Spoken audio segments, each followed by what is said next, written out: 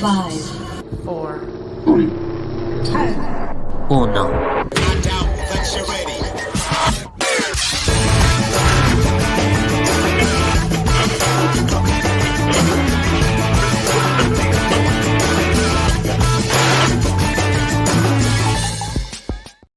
Paulie here. What's happening, everybody? ¿Cómo estás? Whether you are with us on the slant or on our other friends' channels, everyone is welcomed. Friday nights, it's T.N.T, Trilogies and Timelines. This is our official second edition, but we've done this 3 weeks in a row now. So I think we're going to keep this little stream going. And as you can see down below, what we're doing every Friday is we're taking your favorite IP, whether it's a trilogy or a timeline, that's like more than 4, sometimes it's 6, and breaking them down, having fun, everything from the Star Wars to Aliens, The Conjuring, all kinds of genres. But they do have to have at least 3 movies in the IP. Can't be 2. Got to be 3. So yeah, maybe even The Godfather. But that's what we're doing every week and every Friday. And we put together, and every Friday it's almost a different group of friends. But I always want to keep it fun and exciting.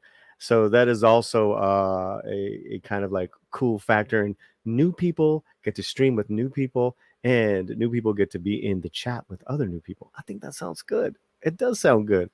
Okay, speaking of sounding good, let's bring in the man himself, our producer. ¿Qué pasó? What's happening, man? Are you excited this Friday night? Friday night, and we're screaming away. Woo, woo, woo, woo, woo. Now, let me get this straight. You have not seen Screams, any of the Screams? Any of the Screams, yeah. The only Scream I've seen is Ice Cream. Have you seen the Acolyte? It's a Spice Scream. Yes, that's the Spice Scream. I got that one. All right, that's our only That's the only Acolyte reference tonight. We're gonna have fun. Well, cool, man. What do we got going on in the chat, in the Latino Slant chat? Oh, we got early comers stepping in. We got like Larry. We got friends of the channel still coming by. And I think everybody's just populating early. You know, it's Friday. Yeah. Friday, we're gonna be late for everything because you know Latinos.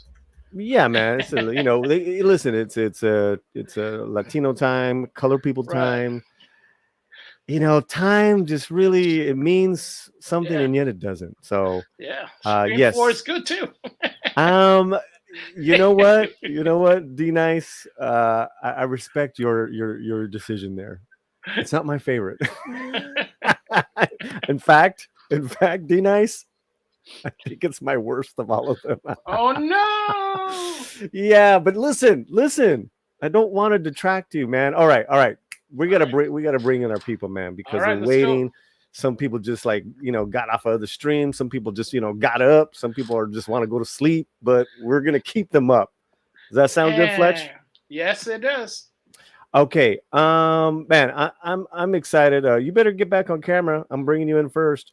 Woo-hoo. I'm excited to be streaming with this woman. We met her, months ago, doing other stuff. Now she's got her own new horror channel. Yes. And my only thing is I missed meeting her in person. I believe she was in LA recently, but it's gonna happen. It's gonna happen. Everyone, this is Nadia. Hello. I have my notes ready. Oh, gonna make me look good. Yes. I love it. And you have the T-shirt on. Yes. I'm a fan. You're a fan. It's safe to say. It's safe to say. So really quickly, tell us about your new channel if you can. That'd be really cool. Yes, I have a new channel called Horror with Nads, or I'll Be Right Back, which if anybody's a Scream head, you'll know where that comes from. I break down horror movies, both current and old ones, but every Tuesday I also drop an episode on horror news. So anything happening in the genre, whether it's TV, movies, books, games, I review it, talk about it. So it's a little sample of what's going on in that genre. I love it. Well, we're so happy you're here. And now coming in, he's the man. He's the D movie man. We met him a couple of weeks ago officially. What's up, brother? Hey, what's going on? Very, very happy and excited to be here. Yeah, man. Just let people know also too. What's happening on your channel? What do you do on the regular?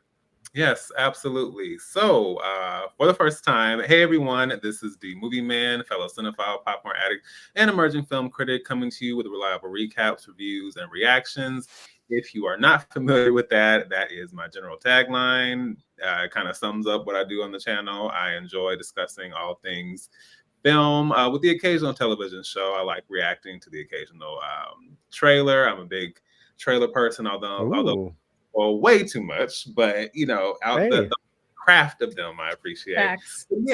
But yeah, I enjoy I enjoy discussing film, and especially from a personal perspective. I understand that beyond entertainment, film has a very impactful I don't know, it just has a way of staying with you, and I find through the experience of watching I can recall certain memories, certain people, places, faces, and so on. And so for me it goes a little bit deeper, Getting and deep. yeah. I love it, man. Well, I love your energy, and I'm just happy that you could make it. I know you were like, I think you just got off work or something like that. Was that you? No, not me. But I think we were. I think you had the time or something. Anyways, you're here. It doesn't matter. It's too late Yes. for Polly. It's just a little too. It's actually it's past his bedtime. I'm LA. It's 7:20. I know. I'm like, "Bleh." Anyways, I'm in okay. Vegas. It's past my bedtime. That's right. All right, and now I don't even know how to introduce this lady. I'm just gonna bring her in. She's The an original. hostess with the mostest. She is an original. She is King Nikki TV. And I'm the one that just got off work, Polly. You're the one. See,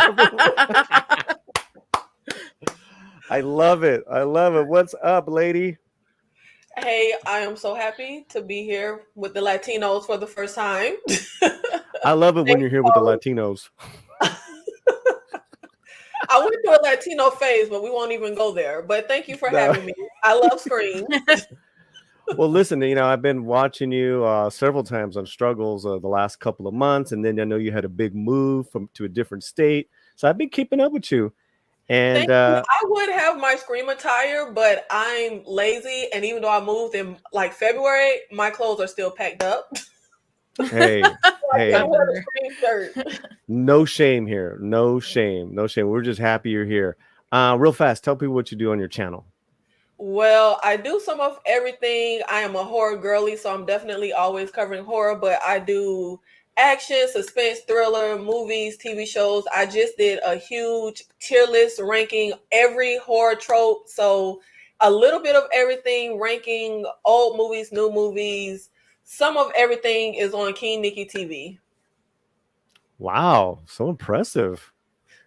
I love it. Look at all these beautiful people here, including you, Fletcher. What? Whoa.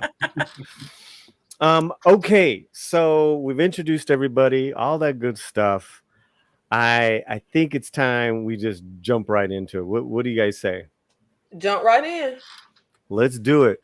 Okay, the first movie we're talking about in the Scream franchise is, of course, from 1996, the original Scream. I have a little bio here, a little synopsis. Wes Craven reinvented and revitalized the slasher horror genre with this modern horror classic, which manages to be funny, clever, and scary as a fright-masked knife maniac stalks high school students in a middle-class suburbia. Craven is happy to provide both tension and self-parody as the body count mounts, but the victims aren't always the ones you'd expect. Okay, well, I think what I would love to just do this. Why don't we switch up a little boy girl if we don't mind, and let's go with Nikki first. Let's give us your recollection, your memories, anything you want to kind of kick us off with the first Scream. I have fond memories of the first Scream. I kind of feel like the movie man, like movies are very near and dear to me because it's the bond with my mother. She's huge into movies and horror is her favorite genre. So I literally watched The Evil Dead at like 3 years old. So all of my memories are like movies with my mother. And I distinctly remember the marketing for Scream, being excited to going to the theater and watching it with my mother for the first time. I am obsessed with Scream, love it. It is in my blood. And I mean, nothing but fond memories of watching it for the first time.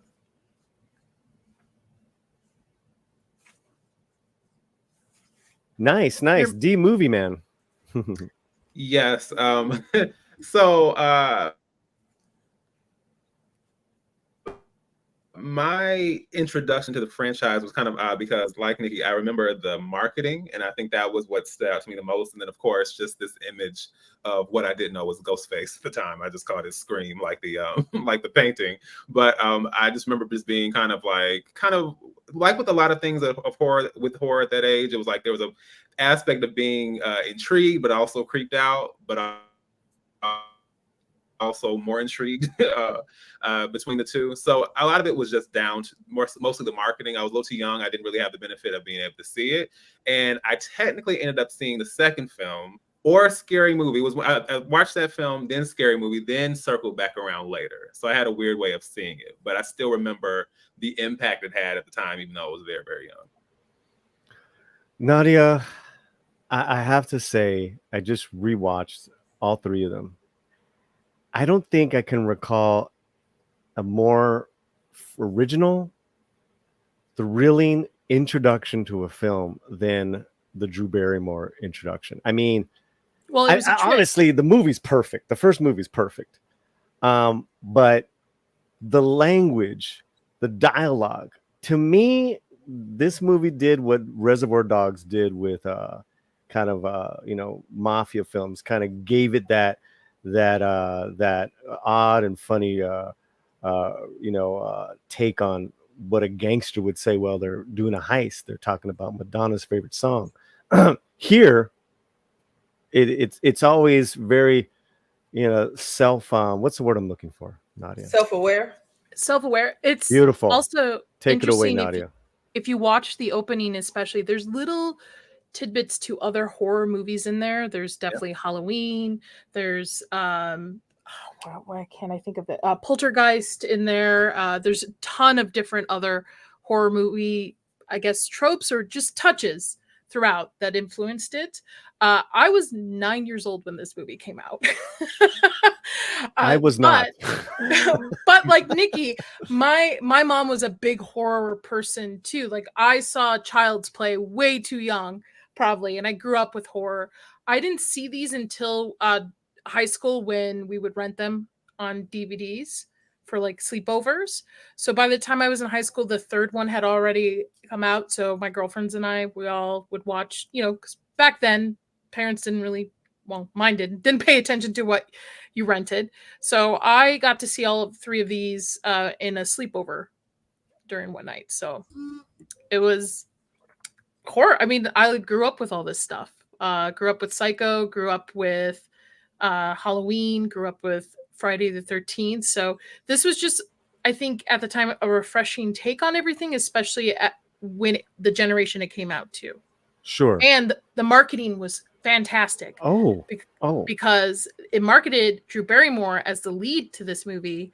Right. She was killed off within the first few minutes of the movie. Yeah. So and she was fantastic. Everybody for a loop. It's funny to mention that because at the time, she was the biggest name.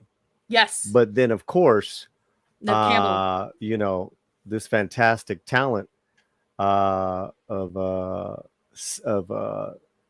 Neve Campbell as Sidney Prescott. I mean, she took the entire country by storm. And speaking of someone that taking the country by storm, you know her, you love her. She is Struggle Reviews. ¿Qué pasó? Hello, Polly. Hey, y'all. Look at all my family here. Hello. Oh, nice to meet you.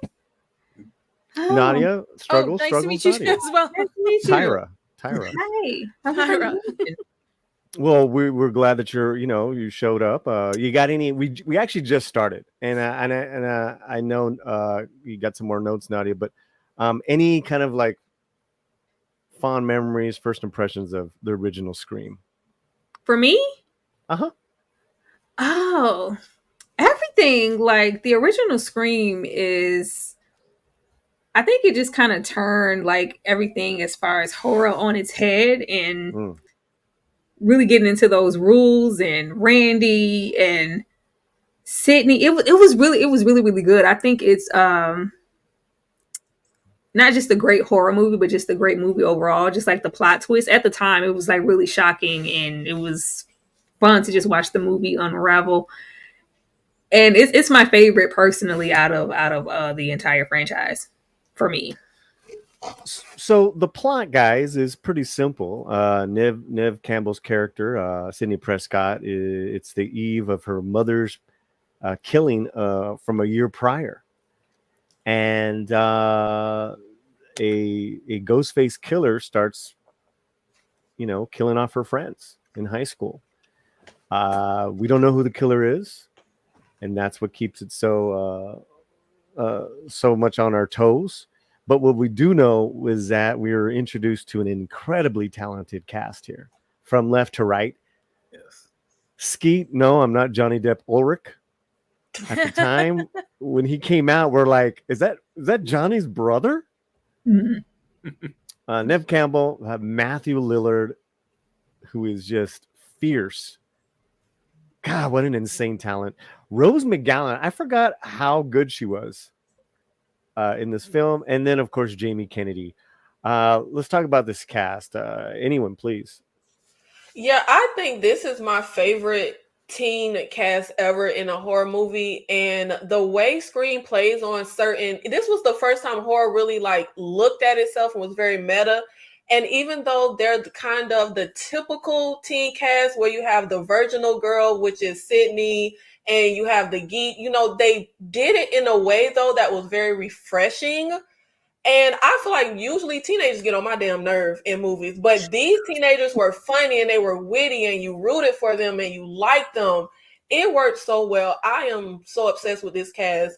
And to what was said earlier with like the marketing, Nev Campbell was fairly unknown at the time. So the way that opening scene, I still remember being in the theater at 10 years old and the lady next to me literally screamed. I will never forget that. Like, it was so shocking that they killed. I don't think people who watch it now truly understand the impact of Drew freaking Barrymore getting killed off at that opening scene. And then the way the camera runs over to her was so freaking good. And then all the actors went on to be amazing talents. This was groundbreaking, really. D Movie Man, the character of Randy, played by Jamie Kennedy, has kind of a run on, and it's not in all the films, but he's kind of like, he comes in as the chorus member, reminding the audience, hey, there's some rules we have here for horror films, for slasher films. What a fantastic device that Kevin Williamson created. Did you like Randy's character? Oh, I thought Randy was great. And then it was already interesting. It's interesting, like people, it's like sometimes you're with these films, you're introduced to certain people, and then some people you discover later on, and then you circle back around and watch films like this. But a lot of actors here I was already familiar with at the time. And then Jamie, I believe, had a show later on. I believe it was WB. I think it was called the Jamie Kennedy Experiment. That's right. God, taking me back. So but having him definitely as the voice of the audience was a key piece to what brings this film together. The fact that it is so meta, the fact that it is so referential, and that this film is very self-aware and acknowledging what it is. It's not. It's taking the tropes, it's presenting the tropes, and commenting on the tropes, and then subverting them in some ways. You're aware of it, but then there are still some twists and turns and shocks that you're not seeing coming at all. So I thought it was a great character. Okay, Nadia, I know you got notes. Oh no, I have notes for Scream 3. A lot. Oh, of notes okay. The script that we got is not the original script that they wanted. Okay, all right. Hold on to that. Because that's later on. But I wanted to comment on the cast. Yep. It's interesting because I think this sets a lot of different tropes that they do in other horror movies. So like The Faculty, I Know What You Did Last Summer. I think this kind of sets the tone for all of those early 90s, like late 2000s. I'm sorry, late 90s, early 2000s horror movies that were set in high school that had this type of cast, but I don't think they ever were able to replicate it so well as the original Scream. Yeah. I mean, maybe even in their own Screams, in these three. I mean, I think because there were so fresh struggles in this first one, there were such fresh faces. Because later on, they kind of became something else, 2 and 3, right? Yes. Not that they were bad, but we'll get into that. But they were so fresh and they were so good. I mean, Matthew Lillard came out of nowhere and almost stole this movie, if that's possible, with his scenes. Yeah, he's my favorite. I also love like I don't know, it was I haven't watched these movies in a very long time. I should definitely go and revisit them. But the connection that he has with Skeet's character, it's almost giving relationship, as if they wanted each other. There's always these kind of erotic undertones to their connection, which I always thought was really, really cool. And unless that was just me seeing that. Well, let's talk about it for a second. They were very homoerotic. Okay, I was making sure. I love that. There was this hint of, you know, not just wanting to be this tag team, but also this jealousy hinting at the relationship that he has with Sydney, because it kind of felt like he wanted that with him. And then when we get to that climax, it's just like, you said that we, and the monologue of it all. And he was really invested as if, you know, he was in a full-fledged relationship and it was more than just them being tag team killers. I mean, Dee or Nadia, it seems that the most dynamic relationship was between these two guys. Yeah. What are your thoughts? I think it's just a bromance. I mean, I don't think there's, in my opinion, I don't feel there's anything erotic about it. But I mean, how much more bonded can you be with somebody if you're murdering people with them? You know, I guess if I was looking at it through modern lens right now, yes, I could see that. But I think at the time, I don't think that's what Craven was going for. Most definitely. I don't, but there was a different energy with these guys. I don't, you know. I think it's just their performance. I think it's just how well these two were casted and the chemistry the two of them had in every scene. Every scene together. You're totally right. And I think it was because they were so, I want to say, like you said, like in love with killing, in love with what they were doing. They were just, you know, it was again. I just rewatched this 2 nights ago. I watched one each night. I was like, man, this is better than ever. Absolutely better than ever. Yes. I call them the Mission Impossible of the horror genre because there's so many of them. Just like there's so many Mission Impossibles. Yeah. Oh, speaking of, we have a poll in the chat, in the Latino Slant chat. The poll is, which is your favorite Scream film? 1, 2, 3, or the one with Jenna Ortega? I just threw that one in there. 78% love the first one, 4% the second one, 0% the third, 17% love Scream 5.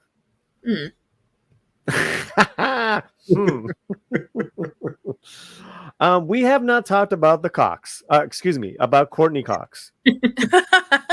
And her role, and I didn't get a photo of Dewey. I'm so sorry. I feel bad. No photo of Dewey. Not yet. I can't remember which one is it that she has the really bad bangs. That's 3. The third one. Right. That's 3. Yeah. Anyone want to chime in on? Because really, they have a hostile relationship from the get-go, and there's a. Go ahead.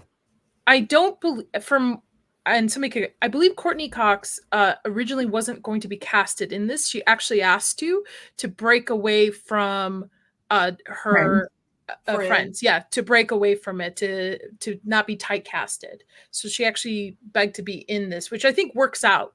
I think she's great in most of them. Some of Well, the writing kind of falls off towards the last few of them. Well, look, she still has a job doing this role. Yeah. Yes. Yeah. Friends ended a long time ago. Mm. And I also feel like at the time, I feel like we talk a lot about Sydney as a final girl, but Gail doesn't get her just due as a final girl. The way this movie plays on tropes, typically the original classic final girl has a man who comes in and saves her at the end, whether it's Dr. Loomis. And in this setup, it should have been the cop, it should have been Dewey, but it's actually Gail who pops in the last, effort to come in, and she saves Sydney. And it really bugs me that nobody literally ever really gives her that. That was very groundbreaking for it to be a woman that jumps in and saves the final girl. And Gail was classic. And I agree about the writing. I think peak Gail, she got stagnant as a character, but yeah. Pete Gail was literally for me a final girl icon. She was amazing, and she didn't care. She was like, "Move your fat tub of love." Like she was insane. I don't think they knew what to do with her towards the later part of the franchise. I think they had a legacy character. They were more focused on Sydney, and I think they Gail kind of just thrown to the wayside as just like long cameos added to it, just to give it to the fans. But yeah, she never had any growth. Nope. She's trying to get the story. Yeah. I cannot mention. I have to mention the fact, and I think it plays more into 3, is that this is produced by Harvey Weinstein, and the third one, takes some big swipes at Hollywood, and I believe at Harvey. So. Again, take it for what it is. Rose McGowan. So yeah. Also, too, they start with kind of what makes a great, like you said, with Jamie Kennedy's character. Before we move on and read some reviews, you guys have any other like final thoughts or just like notes on the first Scream? The first one's definitely. Besides the latest kind of reboot, is really gruesome. If you go back and rewatch it, I rewatched all of them last year, and I don't remember how gruesome, especially the opening with Drew Barrymore's and how her mother finds her and stuff. I was just like, wow, I don't remember it being this bloody and gruesome, which does play a key factor in 3 of why 3 is not so gruesome. But, yeah. And also what bugs me with 1 is, why the hell did we let freaking Skeet Ulrich's dad skate? Like, he's mad at Sydney's mom because she had a consensual affair. Like, your dad consented to the affair, had an affair. His mom left. He's mad at Sydney's mom. He's even mad at Sydney. Like, I didn't screw your dad. My mama did. Yeah. The motivation was always shaky. We just let them rock, Nikki. We just let them rock. Yeah.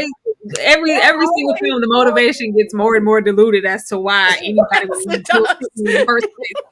Just let it go. It just especially 2. 2's a little weird too. But dad at the police station. His dad is sitting at the station alive. I'm like, why don't you gut your daddy? He the one had the affair.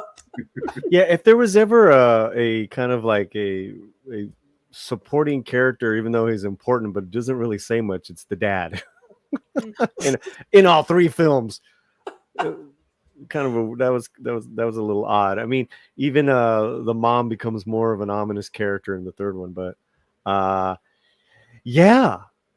Okay, so Billy Loomis, his legacy will continue in the latter in the newer ones, but we don't know.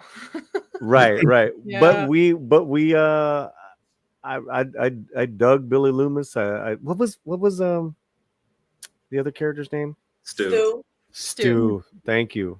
Anything else, guys, on that first one?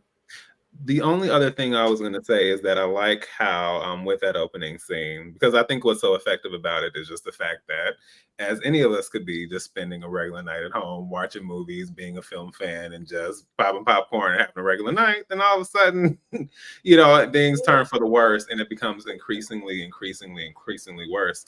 And then it ends the way it does. And it reminds me, it's not the same, but it reminds me of the precedent set with Psycho, directed by Alfred Hitchcock back in 1960, where Janet Leigh, as Marion Crane, she was the main character, and we assumed she was kind of the, the protagonist of the story. And then it's like, I want to say maybe, and I'm not sure if it's maybe like an hour in, but all of a sudden she's out the picture, and he purposely Alfred Hitchcock purposely made it to where people could not enter into the theater just so it wouldn't be spoiled, and just the nature of how then people wanted to see it, to know like what this unprecedented thing that had happened in the film. And so the way that it kind of evolved, and then in turn tied into this film as well, with the opening scene, I thought that was an interesting parallel too.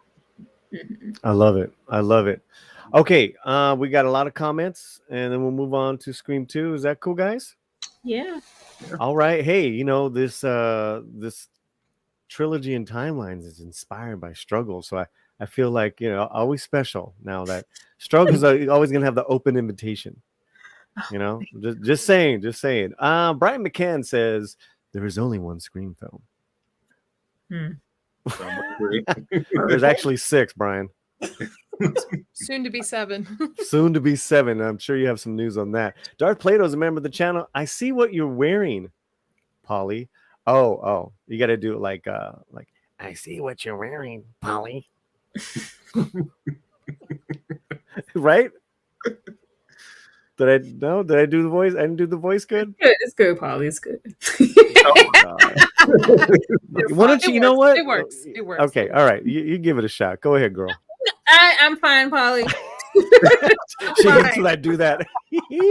I do. D nice gamer. Remember Freddy the janitor? Right. Yeah. Yeah. I believe it's Wes Craven dressed up as Freddy Cougar. the janitor. Yeah. And it was Henry Winkler as the principal, right? Yep. And he hears the noise. Who's the red heron? Or is that red heron? Who everybody thought that might be one of the killers, or a killer, because the way there's a scene where he pulls 2 boys into his office, and he's just a little before he dies, like just a little too stern. It came off weird. They gave it a second. Yeah. And so it's like, oh, maybe he's the killer. And also nobody knew it was going to be 2 killers. Like that's a new trope too, as well. Mm-hmm. Which kind of broke the mold. I mean, it broke the mold, but then it kind of ruined it for future ones. Ruined everything. 3 was the biggest. We got 3 took the biggest hit for it. Yeah, it's too much. Maybe we'll have 6 for the next one. I don't know. Please. We're gonna wait on that. Donovan Bradford's here. I feel that I was the way with certain films and watching them with my dad, Eddie Murphy, Will Smith, etc. Just not really able to watch the newer ones without him. Oh, I understand. Yeah. You know what? I'm gonna make myself big. Here we go. My dad was here for Father's Day because he can't be here this weekend, and he cut my hair. So it's always nice to have pops around. Yeah, gotta looking good. Here's the thing: is my pops took me. I told you when we were, he was the first to take me to Road Warrior, Bruce Lee films. I mean, I feel you, Donovan. Thank you for that. Who else do we have here? My dad had me watch Exorcist. Way too young. Wow. In the theater? Was it a revival? No, my dad's Middle Eastern, so it was a big movie when he was living in Jordan, and when he came to the States, he saw that I was into horror when he had me grow up. He's like, "Hey, you ever seen this movie?" And he made me watch it by myself, very young, in the dark. Wow. Have we all seen The Exorcist? Of course. Yeah. Ooh, man. Y'all see the new one? It's garbage. Yeah. It was all right. Yeah. Sanders says John Landis combined humor and actual horror better in American Werewolf in London and Innocent Blood, plus Sam Raimi's Evil Dead and Army in Darkness do a better job, or even Nightmare on Elm Street. Sanders not a fan of Scream, I take it. That's all right, Sander. It's okay. Any guys that got any thoughts on those films? I completely disagree. I think Evil Dead 2 is way too much comedy, not enough horror. That's just me. I agree with that as well. I agree with you. Very slapstick. I like Evil Dead too. It's not a bad. It's a good movie, but I'm with Nikki. I wish there was just a touch more horror than comedy to it. Because his comment says it combines humor and actual horror better, so that's why I'm like, no. Well, but they're different films. I mean, this Scream is it's the statement on slasher films, right? You know, and it gives homage to other films. I think that's brilliant. I think there's space for all these films on our video library. The Scream movie is smart. Well, let's say that again. You guys speaking at the same time. Oh, go ahead. Go ahead. I was going to ask if anybody's seen Evil Dead Rises. Yeah. Yes. Yeah. Yes. I liked it. I liked it. I liked it a lot. I thought great title scene. Oh my God. Yes. Everybody always mentions the title scene because that's that I don't like that. That's the draw in the movie. Like I like some things about it, other things I was disappointed, but I do think it's interesting how everybody goes, "Oh, the title scene was great!" Like because we haven't had a title card in a while that's taken time to add instead of just a generic or CGI one. And nice. For me, I worked in Hollywood as a special effects artist for a long time, and to see the mix of practical effects and CGI done well for the first time in a long time was a surprise. That's why I liked it. Yeah. And Evil Dead is very close to my heart. That was like the first horror I saw at like 3 years old with my mother watching The Evil Dead. I love that franchise. And this TV show's great too. We're gonna need to talk to you afterwards, and we make sure we get everyone. We do have the Latino Slant counselors ready at the go after this panel. You watch that, and you're not like the '80s head in horror that I be wanting you to be. It's fine. No, not at all. Let's not even get into 80s horror. You know, this 90s. This is where I fall off. I'm not really into the 90s horror space. I like 80s. What? See, I love 90s horror. What is your favorite 80s horror film? Oh my god, that's a loaded question. Give me your top three. Let me get through these comments, and then I'd love to answer that because you guys have been waiting. El Giabrito, I'm secretly crushed on this film. Maybe because the time span of the first three were such great times, both musically and artistically. It was a good time, late 90s. I absolutely agree. My sweet perspective. Hey. Justin Channels, that poll is pretty solid testament. If you could just edit Jen Ortega into the original, that would be the Scritega cut. Ooh, wow. I like that. Society Reviews is here. Harvey Mania running wild. Yeah, that crazy Weinstein. Sander. At the 44-minute mark is the shower scene in Psycho. In Scream? No, in Psycho. Oh, because I know they do show a couple of horror films throughout during Scream as well. Which, by the way, that scene takes me out. Who steps in the shower and then starts the shower? Not turn on the shower and actually check the temperature of the shower? I think Struggles does that. No. Not, thank you.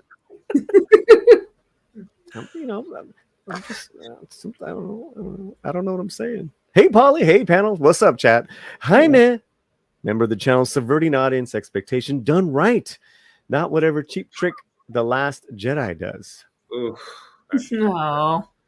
Okay, thank you, Jaime, but no more Star Wars talk tonight. Pretty girl, Danny. Matthew Lillard was introduced to me in the Scooby-Doo movies and cartoons. LOL. As I got older, I got to know him in She's All That, Scream, and more. Fantastic talent. D Nice Gamer. Hey guys, you can correct me, but has Ghostface always been killed in the end by guns? No, that's not correct. No. In the first three? No. Stu was killed with the TV. He wasn't killed with a gun. Stu was, but I think there was a thing to always make sure they're dead, so they shot him in the head. In the head, yeah. Yeah, Skeet was shot in the head. Kevin Follock, Polly looking light skinned tonight. Looking light skinned, Polly.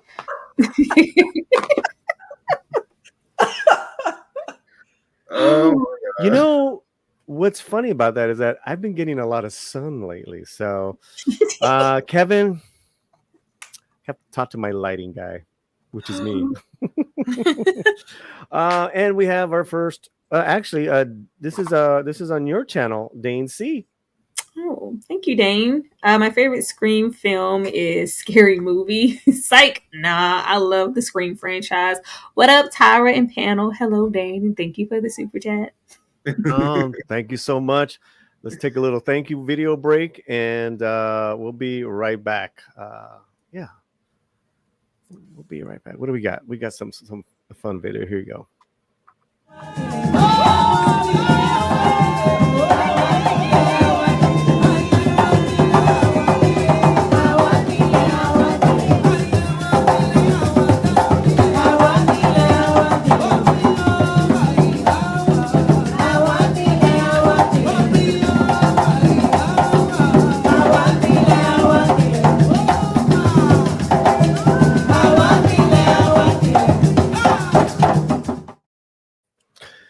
You know, speaking of Matthew Lillard, on this channel, you can see my interview with Matthew I did a few years ago. I had him and a playwright. Matthew was doing a play here in town, was able to grab him. What a sweet man. He's one of my favorite celebs, I guess you can say, as far as interviews. So that was pretty cool. I'm gonna go watch that because every time I see him, his characters are always so frantic. It'll be nice just to see him sitting down having a regular conversation. Yeah. Who was it that saw The Bridge the other night? My dad. It was kind of a serious TV series called The Bridge for 2 seasons, and Matthew Lillard's in the second season. And my girlfriend had a couple scenes with him, and he's like a very serious character. So when you said that, I was like, oh yeah, there's a diner scene with Romy and Matthew that's really good. So yeah, I'm curious about what Matthew could do now that he's gotten a little older. I seriously think he could do like a real great serious role. Get him some Oscar love. Okay. Let's move on. What do you guys think? Yeah. Okay, so Scream was such a global success for what it was made and for how much it made, that really it was ushered almost like maybe a year and a half after the other one came out, something like that. And you got to see a lot of named talent in this film. So let's go with first impressions of Scream 2 from 1997. Who'd like to start first? Not me. I don't remember what happened. Okay. This is the one that Jada Pinkett Smith and what's his name? Omar Epps. Thank you. Dies in the beginning at the movie theater. Yeah, because they are watching a movie based off the events that happened in Scream 1. So correct, called Stab. Yeah. Mm-hmm. Yeah. Which the beginning of Stab. yeah. This was good. This is when it was still good though, before they just really ran everything that we loved about the franchise into the ground. But I remember this opening scene. It was really good. It's really hard to even reflect on these films and not think about the Scary Movie franchise. I'm trying to be serious. Yeah. No, you're right. Like 3, I feel like it just tips off. It's just not yeah. It's rough. So I feel like this is kind of what's missing with the newer movies is we had something to say about horror when Scream started, and this opening scene, the conversation they have about Black people in horror, I mean, getting killed in a movie theater while watching a movie, like once we continue with the franchise, it's like they didn't have anything else to say about horror. I love this opening scene. Did it live up to the opening scene in the first one? I mean, I don't think so, but I think it's still a very good opening scene. I don't know what idiot is going to put their ear to the damn restroom stall. I don't know what kind of Japanese specially made knife can even stab through the stall, but it was a good opening scene. And I love Jada up there on the screen going back, just yelling as her head is tilting back. I love this opening scene. We're going to see a Black movie, Black Eyed Peas, Black everything. Like everything they say is so funny, and it's just such a wittiness to the dialogue that I feel like isn't lost yet in the franchise at this point. How you know it's Japanese, Nikki? Because they make the best still. Like, yeah, okay. All right, yeah. Whole time. This is my second favorite horror movie with Jada Pinkett Smith in it. Like the second horror movie. What's the first one? Demon Knight. Yes. Oh, there you go. Demon Knight. No, I love you. Oh, can we be friends? Because I feel nobody's ever seen this. Nobody movie. ever presented you about Demon Knight. Nobody. Love it. So the film opens up, as you guys said, a year later, where the phenomenon of what happened to Sidney Prescott and Friends has become a best-selling book by Gail, and then a movie. And here they are trying to cash in on the movie. I think I think it's incredible satire on how Hollywood, as quickly as it can, will bank in on tragedy.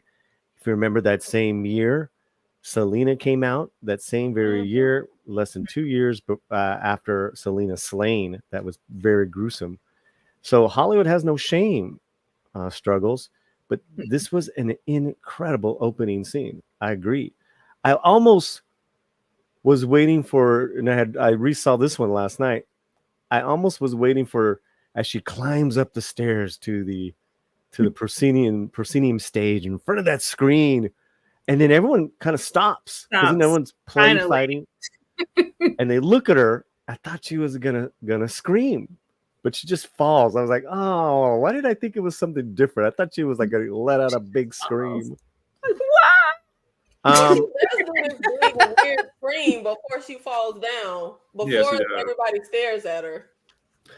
I'm not a fan of Jada. That being said, I thought she knocked it out of the park. Yeah, no, that's fine. That's fair. Demon I'm just Knight. saying. You'll change your mind. Yeah. Have you seen Demon Knight, Polly? Have I seen what? Demon Knight. No, I have not. But in Scream 2, she knew the assignment and she knocked it out of the park. I thought it was, you take one of the most successful films in the mid 90s and you do a sequel. It's like, we're going to out sequel the sequel. And it was off to a hot start. Okay. We're introduced to a new set of friends that poor Sydney. All her friends just get slain. All her friends get slain. Here you have from left to right, you have, oh God, I always forget Justified's name. Timothy. Timothy Oliphant. Thank you. Yep. Jamie Kennedy again. Jerry Connell. And I don't know this other actress's name. That's Elise Neal. Say it. Elise Neal. Did she go on to have a career? Yes. Mm-hmm. I would not know that. Would not. What? Let me know what she was in. Is also the She movie was in known a as TV show. I'm sorry.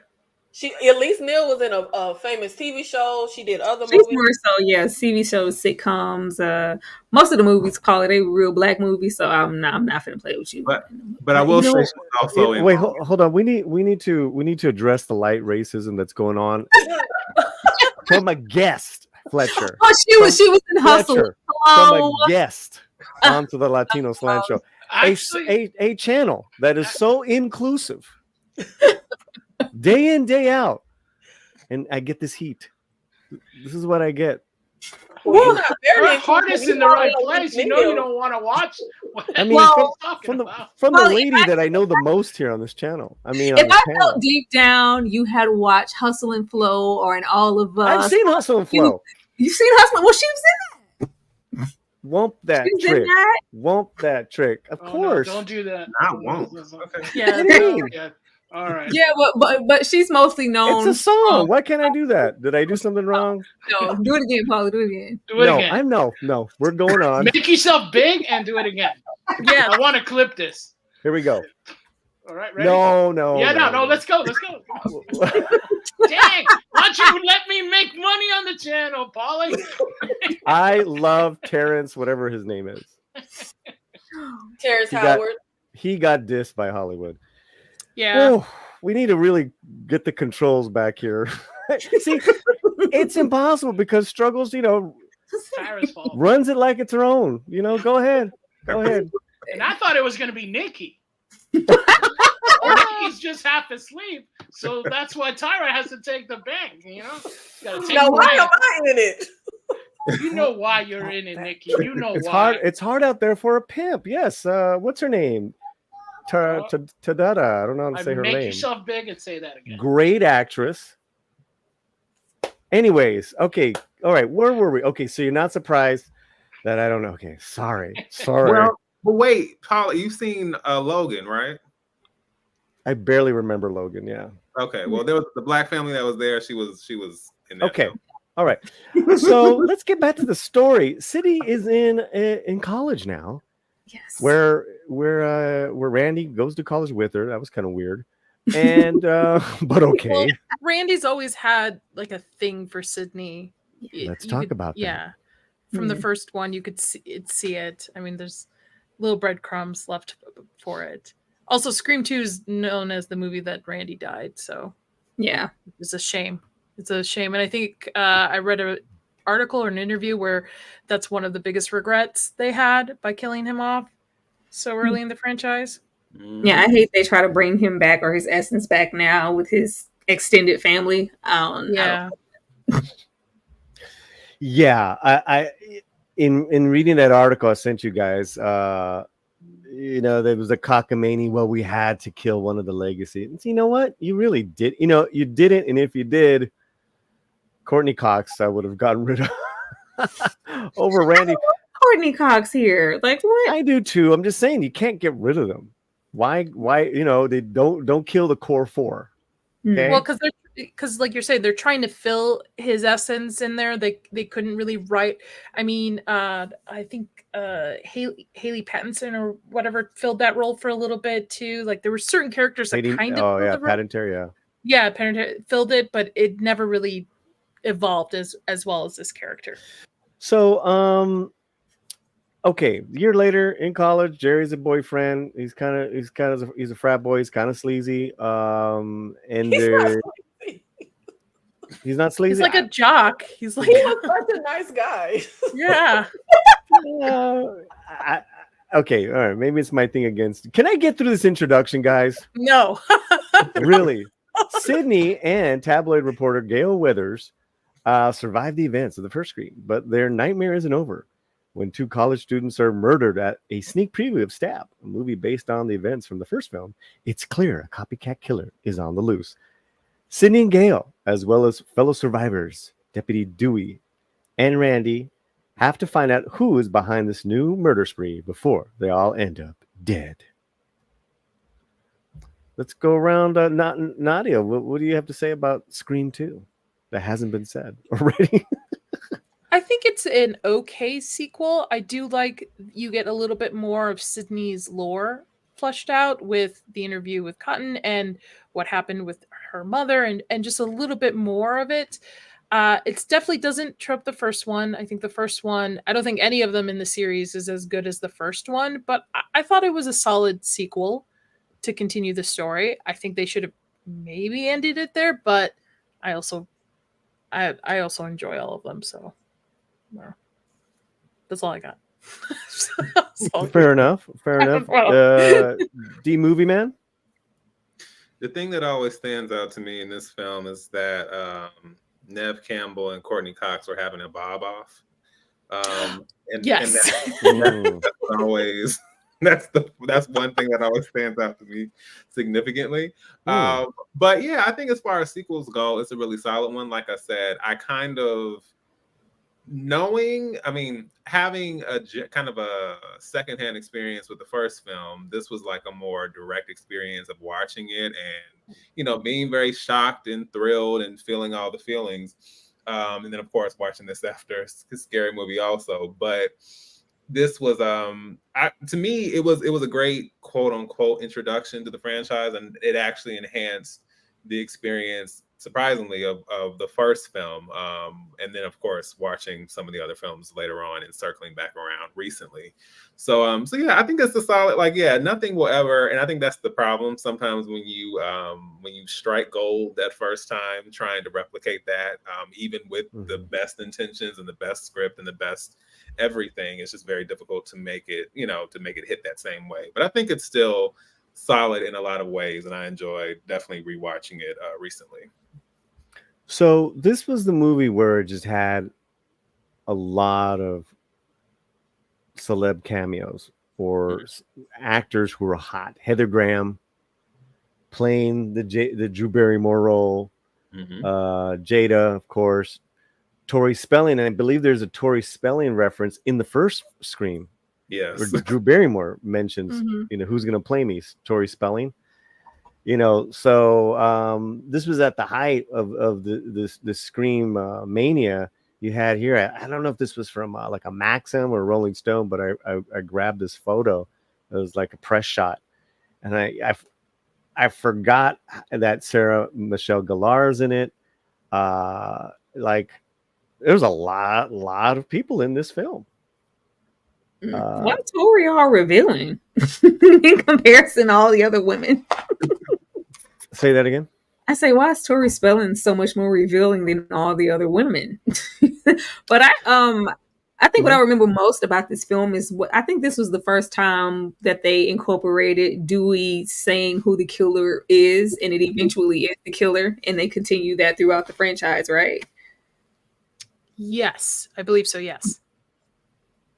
Dewey didn't say who. When did Dewey do that? I think he always hints at it, or in some form or way he always knows.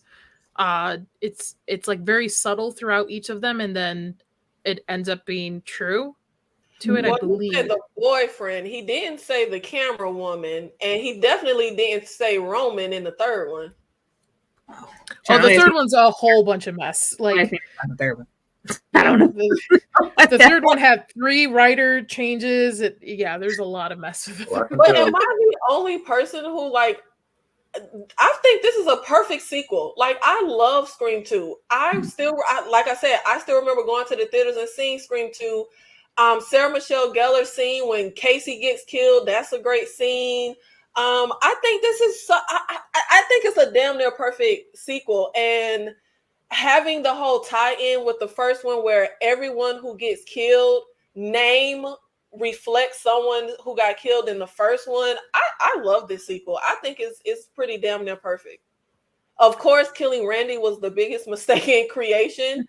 I definitely don't think you need to kill a legacy character this soon, this early in the franchise, but I thought this was pretty perfect, and I think it's aged well. I love Scream 2. I think also too how Randy went out. It was pretty anticlimactic, especially when he's the one talking about, sequels and trilogies. I was like, that's how he goes out. That was terrible. I agree. It was all right. Give him a great exit. Right. Well, they did the same thing to Dewey. They didn't give him a good exit either. So not at all. Yeah. And we got great Ghostface killers in Scream 2. I love Mickey. Gonna blame it on the movies, man. Like, he's amazing. I love Mickey. And who would have thought Aunt Jackie would have been the killer? God. Laurie Metcalf. I didn't get a photo of her. So yeah, I mean, spoilers is that, Loomis's mom sets up Oliphant to be the killer and go after I have a question. Sidney Prescott. Yes. Sidney dated Billy.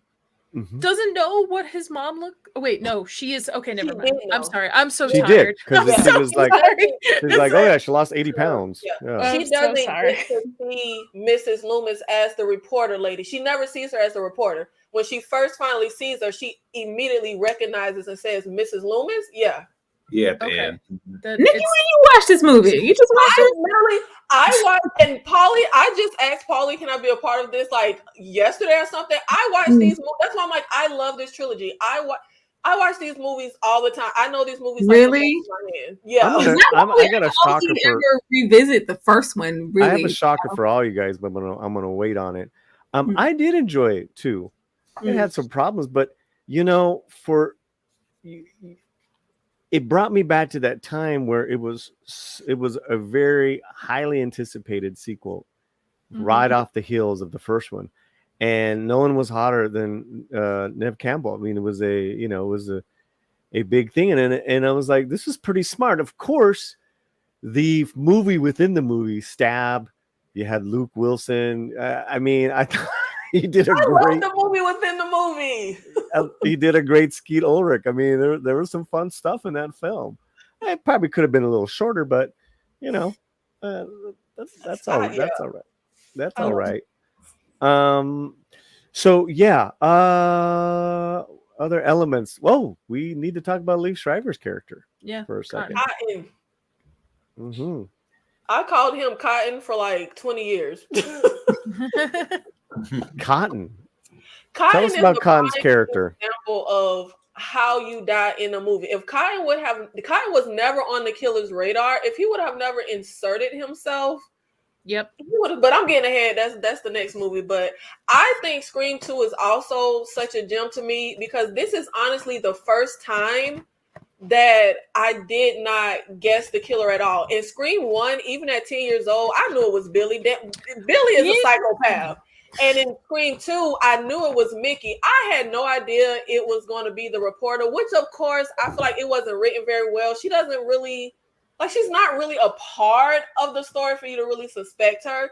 But I thought that was so brilliant when she comes out and it's like Billy's mom. I thought that was so out of nowhere and I did not guess it in the slightest. This is the only movie where I just had no idea about the killer. Have you guessed all of them since then? Yes, I have guessed every single ghost face. So we are live on several different channels, about 80 combined altogether. Thank you, Struggles. Thank you guys for multi-streaming, and we're also on X. So there's a good comment. Because of his death is edited so quickly, I wouldn't mind Cotton Weary being alive in the next Scream, having him with one eye, living in seclusion, coming back to help the survivors would be awesome. So that was a 3. Yeah. We'll get to that. Jada always has the same face. Angry. That's why she works so well in Demon Knight. I'm just saying.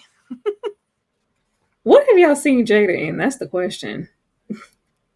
That I've only ever seen her in Scream 2, Demon Knight, and if I have seen her in other things, then it's just passive in movies. I can't recall other roles that I'm like, that's a really good, mostly because Demon Knight's one of my favorite movies. But I don't. What else has she been in? Well, I mean, I don't see black films according to Struggle, so I'm not going to comment. Those two. Those two, but she's in some of the Matrix films. Oh, right. Yep. Yes. That's true. The Matrix. What was it? Collateral. Set it up. Was it Set It Off? Yeah. After Earth. Too. I love Set It Off. That was a lot of fun back then. That was the one they're all bank robbers, right? Yeah. Mm-hmm. That was Menace fun. to Society. Yeah, she's right. Thank you. So yeah. She's just been in a lot, but what is like a role she's been as a lead in? She's mostly been like a love interest. Yeah. Bonzo's here back when Jada was still clingy to a little sanity. Oh, what is with all the Jada slander? Oh my God. D Movie Man, restore some Jada sanity, please. What's going on here? Are you a Jada fan? Oh, I'll definitely say that. Definitely back then, starting with what was that, Low Down Dirty Shame. I had a huge crush on Nutty Professor. For a long. Oh, right. Yeah. Friday Okay. night at 8. Back. And you're right. She's mostly love interest. She might be my mate. That would be so great. Wow, I'm sorry. I haven't seen that since I was. I'm not. And yes, and that as well. That Professor, Set It Off. This film, Jason's lyric. Yeah, there's a lot of that. Don't forget the '90s, man. How much in demand she was. Yeah, she was huge. They never explain why Jade and Omar Epps got killed. They literally explain it at the police station. Yeah. Rocket King, Nikki, come on. What happened at the police station? Tell us what The happened. whole scene when they're at the police station talking about the victims, and the officer says, "Cece, is that her real name?" And that's when Gail circles the names on the little board, and they connect the names and two to the victims in one. In one, yep. Mhm. Yep. Yeah, Dane.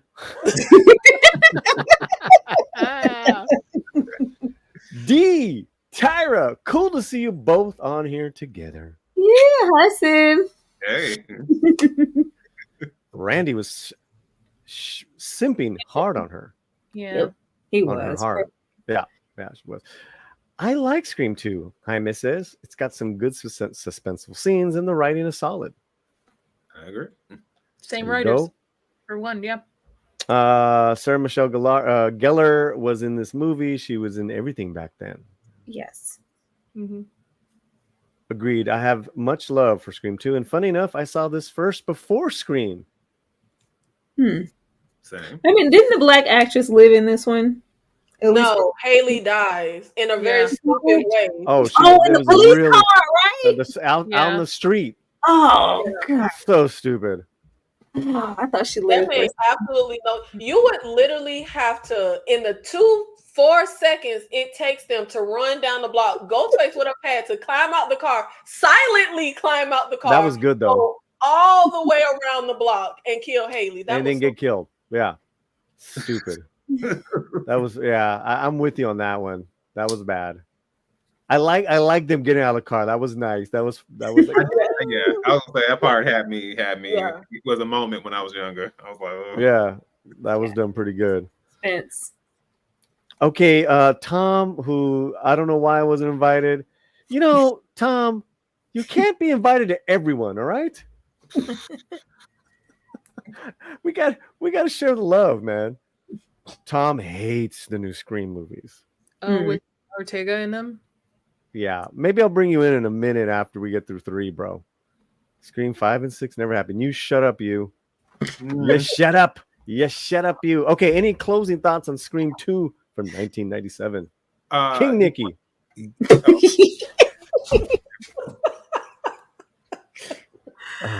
I love Scream 2. I don't think it deserves any slander. I think it is, especially the fact that they churned it out so fast. Literally, Scream was 96.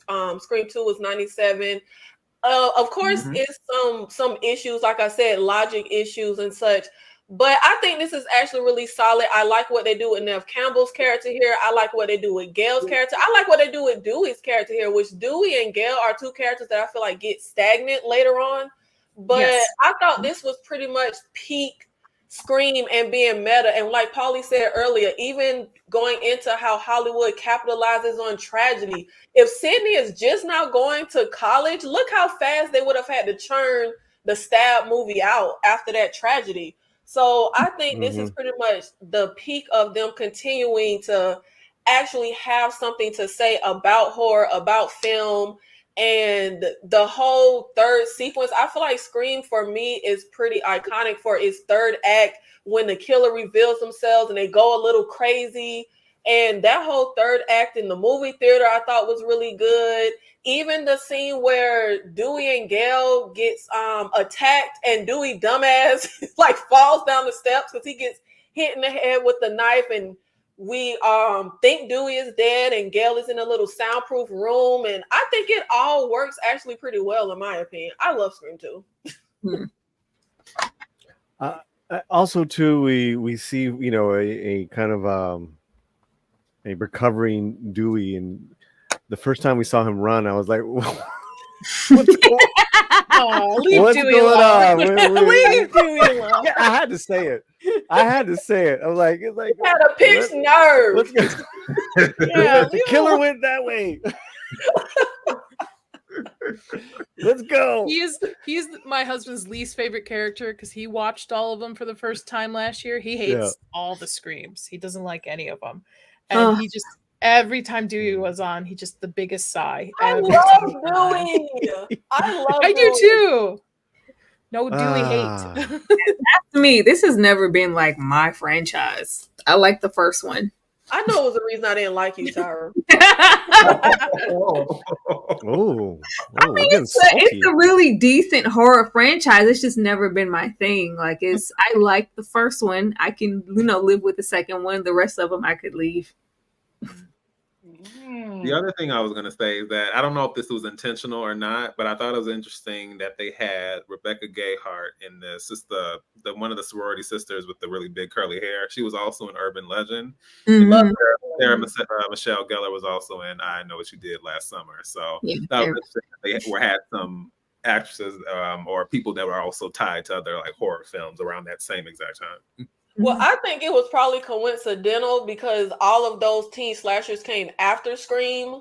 So I think it was probably coincidental because if memory serves, Scream 2 came out before Urban Legend and before I Know What You Did Last Summer. No. Mm-hmm. Yeah, they were trying to continue the momentum of the teen slasher trope. Yeah. And Nikki, don't be acting new. You know I'm an 80s horror person. Don't do this. I still need to know your top three. Your top three. I mean, there's no I like Night of the Comet, Night of the Creeps, the Cujos, The Shining, The Thing, Fright Night, Hellraiser franchise. I like everything. Okay, cool. The Thing is one of my favorite. It's the reason why I got into special effects. Still holds up to this day. The Shining too. I'm a big King head, so anything Stephen King, especially during that time, adapted to film is great. Yeah. See, I just made you watch Cujo. Tell the people I'll be helping you make Cujo is great. I saw Cujo in the theater. I don't like don't age yourself, Holly. I saw everything in the theater, man. That Cujo in the theater just with Dee Wallace. Yes. Man. Oh, the Howling. That's good effects. Like, it's good stuff. It's the 80s. I'm sorry. Physical effects, CGI is crap. CGI she gets mentioned in Scream in the first Scream. So mad all the time. Dee Wallace got mentioned in the first Scream. Most definitely. Didn't they watch The Howling? No, they were watching Halloween in the first Scream. Yeah, someone said, The Howling. They were talking about in the movie store when Randy is having a conversation and the girl says, "What's the movie with E.T.'s mom?" And Randy's like, "The Howling." See how you just remember that child? Yeah, 80s horror is the peak. How come when I tease Nikki, she gets all flustered, but here you got Tyra comes in and goes, see the Tyra, and she's all like, well, it's a little creepy when there's a faceless person. That's right. A horror movie. That's right. Watch him, Nikki. I'll fall asleep. E.T.'s mom. Mm-hmm. We had the Scream effect. It ruined horror. We're gonna get to that. We will get to that. Well, no Wes, no Scream. Come on, Tom. That's true. Right? No, he's That's got not a fair true. point there. No, he does. I don't want. No. You have new news on the latest one, Nadia, for us? No, I'm just disappointed that Christopher Landon didn't get that he walked because I thought he did walk a lot. Day a lot of 1 people and 2. We'll talk really about that. Yeah. I'm thinking I'm going to rewatch these tonight. It's been a while. I did that this last 3 nights, Tamika. I had a great time. Plus, I saw this new horror film called The Coffee Table. Oh my God. Tyra, you got to see The Coffee Table. The Coffee Table. The Scary Movie franchise is more my jam. I have never seen any of the scary movies. What? Yeah. Really? Yeah, and I don't think it would hold up for me now. I don't think they'll hold up. The first Scary Movie is a really good movie. Okay. Right. All right. Well, good comedy. Sin's Corner, 80s horror is some of the best. Even the terrible 80s horror. Right, Sin? Sin be known. And Dane C comes in with $2. Know-it-all Nikki. Wow.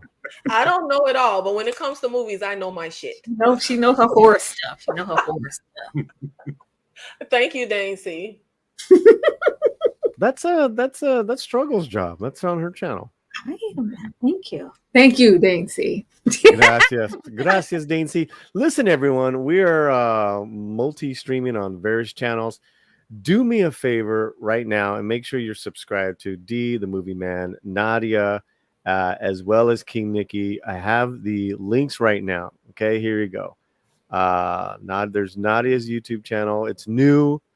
You're doing horror every Tuesday with Tuesday horror news, and then King Nikki, there's her channel, and D, the Movie Man. Thank you guys for joining me. Really appreciate it. And oh yeah, there's struggles. Thank you. Whatever. Okay, so yes, and I want to remind you guys watching this, we're gonna be doing these every Friday where we pick an IP and kind of pick it apart and have fun with it. So Leprechaun 1, 2, and 3. Say that again. Oh, Leprechaun 1, 2, and 3. Sorry, Struggle. I feel like Leprechaun 1, 2, and 3. The Wow. first Leprechaun is pretty solid, but do Nightmare on Elm Street next, Polly. Do not. Okay, Yeah. did I write that down? Leprechaun and which one? 1, 2, and 3. Well, we'll just write Leprechaun. There's I don't know how many Don't are do there. Leprechaun. There's like 10. And then what's the? Oh, you just want the first three? Okay, one. Nightmare on Elm Street. And Nightmare on Elm Street. Yeah. And then do Hellraiser. So here's what we got. So Hellraiser's a good one. Yeah, Struggle. You and I. Okay. Let me. I like your choices. You guys can be on each other's streams. It'd be cool. Yeah. Here's what I just off the top of this list, we got everything from Equalizer, Hangover, Predators, Chucky, Onbach, Godzilla, Superman, Chris Reeves, Men in Black, Creed, Born Identity, Romero's Dawn of the Dead, Night of the Living Dead, Muppets, Harry Potter, Fantastic Beasts, Taken. I mean, we're gonna go through all these, and what we'll do with the panelists is you guys are always invited back, but we're gonna keep rotating as well, because not everyone can do Lord of the Rings. Sorry. Please have me Not on for everyone Harry can do Potter. Halloween. Please have me on for Harry Potter if you can't see my Harry I see Potter that. behind I me. see Yes. that. Well, if we're doing that, I have the Return of the Living Dead here. See, now all of a sudden, look at you. See how this goes, Fletcher? You see how this goes? You see? That's a solid poster, though. That's a really Let me solid see your poster. poster. 28 days. I do have 28 days. Oh, 28 Days is another trilogy. You can do. Nightmare on Elm Street. She actually has the Elm Street sign. Yes, I do. And I love your Leonardo DiCaprio. So good.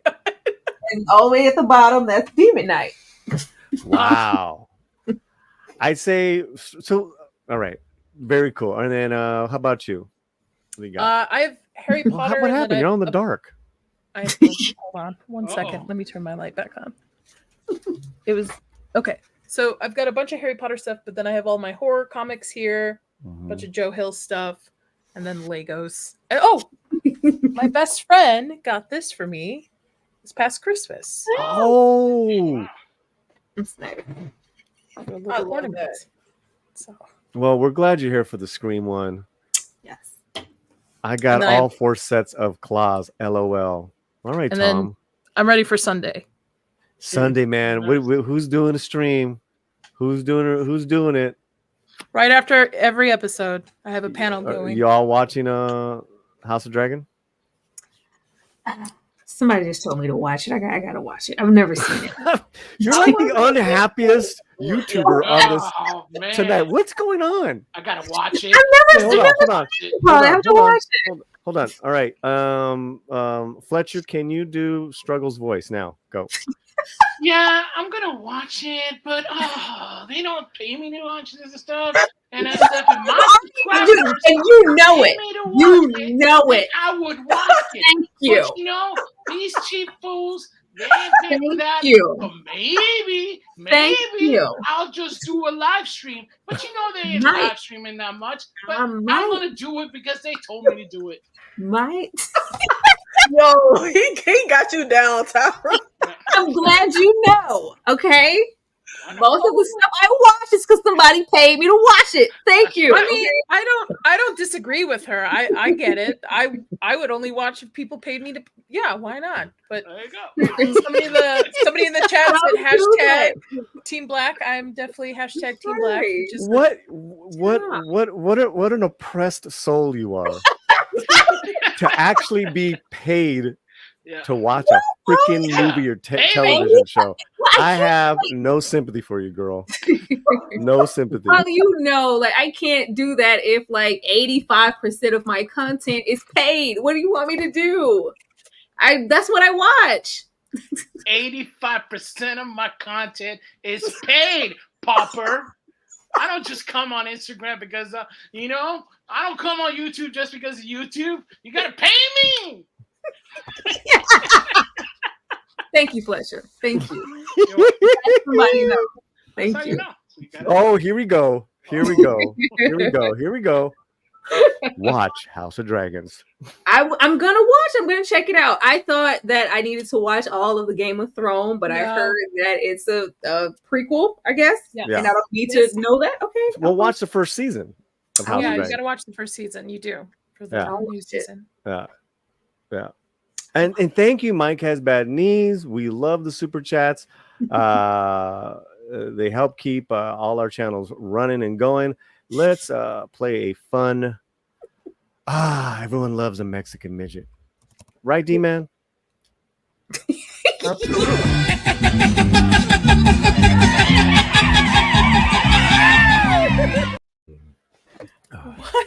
What? Toma, way.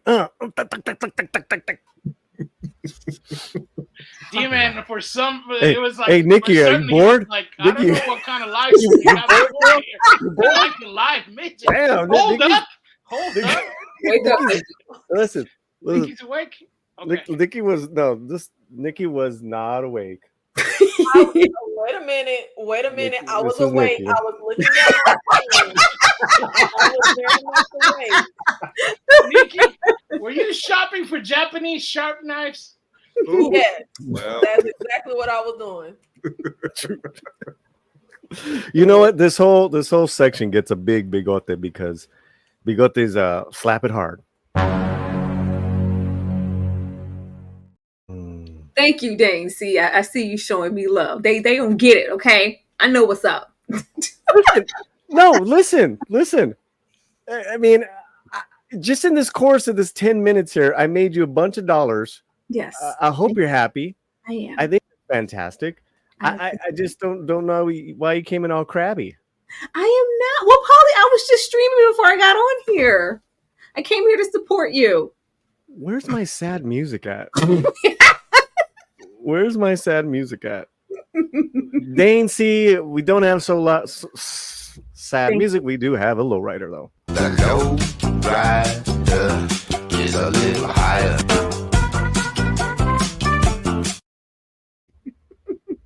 That's racist. I hope so. D, are you ever going to come back to our channel? the possibility is there. Yes. I thought he was going to say the possibility is slim. Don't fall off your chair, Struggles. Look at me. Oh, that wasn't you? Normally the lives are really organized. Smart, Nadia. Very smart. She went fucking off camera. Wait, was that a Barbie? Yes. Yes. That's I like giving us the finger. She's giving us the finger. She has the finger. Because I feel like I'm the only one on the planet that liked the Barbie movie, and I was sick of everybody giving me shit about it. So this is my favorite Avatar. That's not true. That's not true. A lot of people. My mom and my sister liked it a lot. There you go. Okay, 3 people. Yeah, 3 people. And Mike Has Bad Knees, who's a member of my channel as well. Never coming back. 13 months. In regards to D Movie Man, he's never coming back.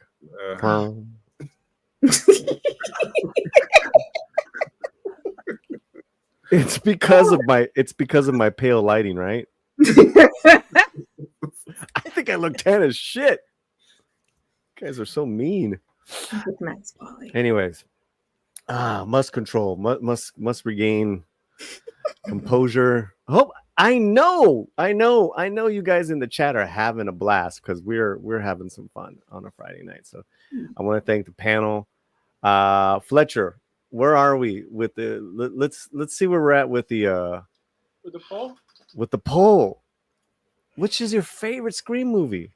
75% Scream 1, 8% 2, 8% 3, 10% Scream 5 with Jenna. 3? Wow. Wow, right? Speaking of, here we go, guys, with the final of the 3 that we're covering. Scream 3, 2000, the year 2000. The most terrifying Scream is always the last. Let me read this little synopsis for you guys.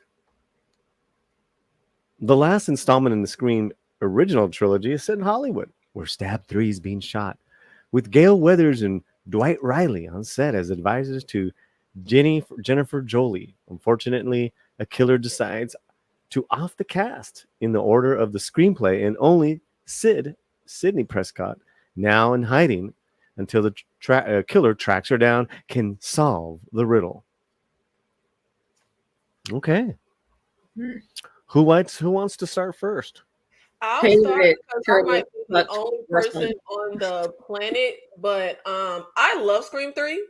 I loved it when I saw it in theaters, and I was very shocked to get on Beyonce's internet and discover that everyone hates Scream 3. I love Scream 3. I love the opening sequence with Cotton. I love the voice changer machine. I love this movie. I love them filming the Stab movie. I think the dialogue is still very witty. When the guy gets killed and the director is like, hey, do you guys think this has anything to do with the movie? He was making a movie called Stab. He was Stab. I love the dialogue. I love Scream 3, and I may be the only person on the planet, but I don't care.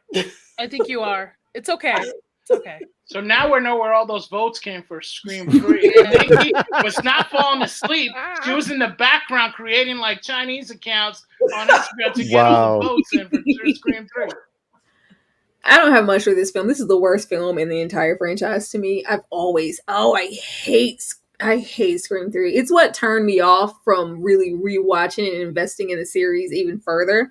It's really subpar. It's terrible. I hate it. That's all I got. Jesus. Damn, hate? I hate it. It's a terrible movie, Nikki. Jesus. You brought up the voice changer. I hate all of that. I love the voice changer. D, the movie man. Go next. And yeah. Tyra, try not to interrupt him, please. What do you got there? A hanky? A handkerchief? Yeah, right there. No, this is my towel I use to wipe my camera off every time I get on. D, what did you think? We're losing it. Let's get through this. We are. I would say Scream 3 for me was about as enjoyable as Gale's bangs. Wait a minute. Hold on there. What'd you say? Oh. I love the connective.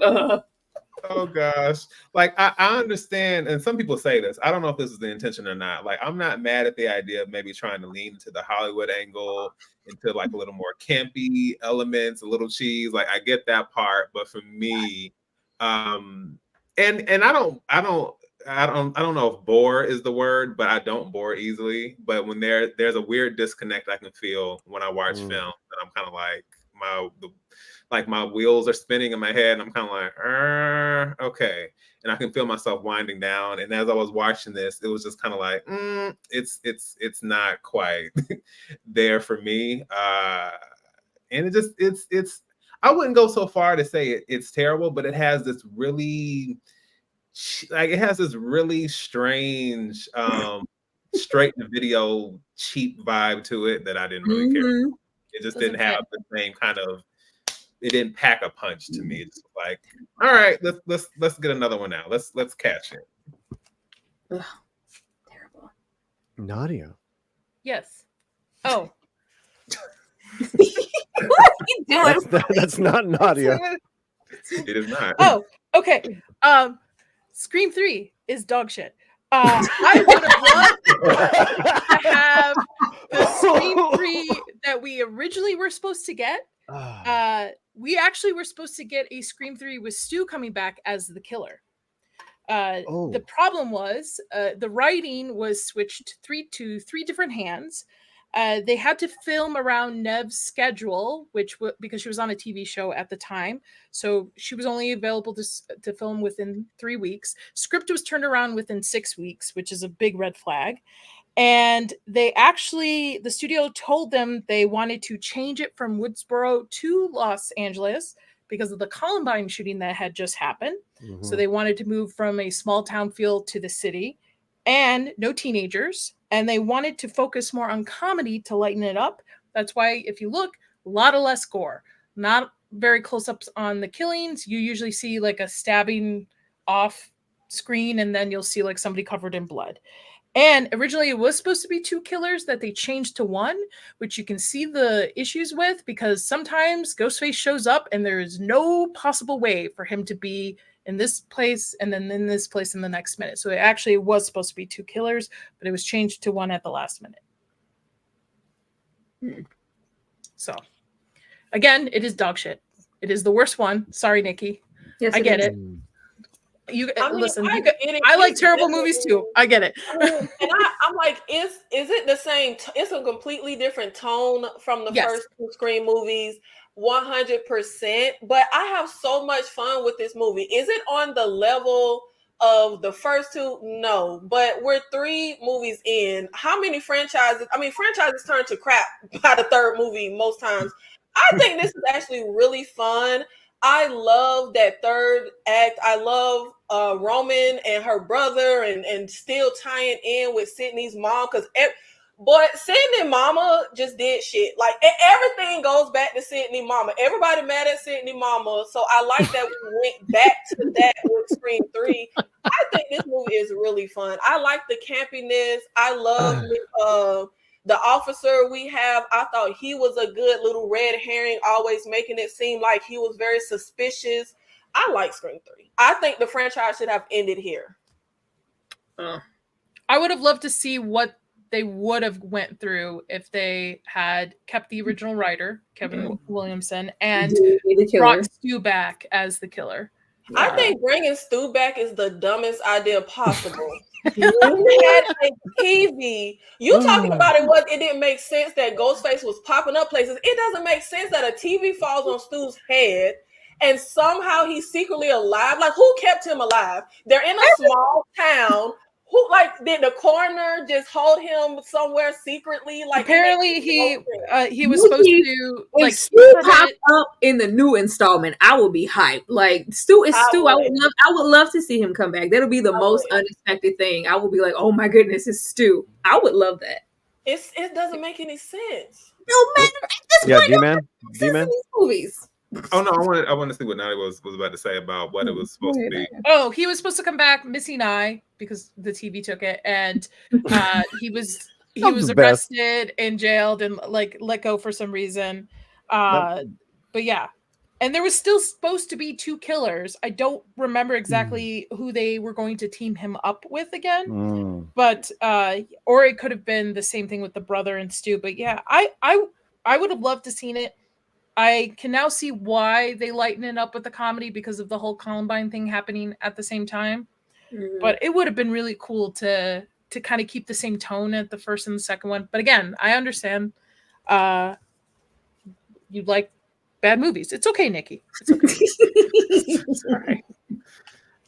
Well, I said that I was going to throw a bomb at you guys. Oh boy. I actually love this film. I love you, Really, Polly? Polly got some sense. Listen, I rewatched it. Okay. So here's my experience with 3. I hated it when it came out. I think I saw it maybe a year or 2 ago. It was like, it was all right. For whatever reason, a like I said, I saw the first one a couple days ago, second one yesterday, and then the third one a little bit last night, and then finished today. I listen. It's got a lot of flaws. It's too long. Some of the things that you guys mentioned, it suffered, but I actually think what it had to say about Hollywood at the time, and it was a very, very. I mean, it was like Me Too before Me Too. It was really swinging big on that, and I thought I did a great job because it was it was talking about uh, uh, Sydney's mom and her origin, her past, and I thought that was fantastic. I agree. Of course.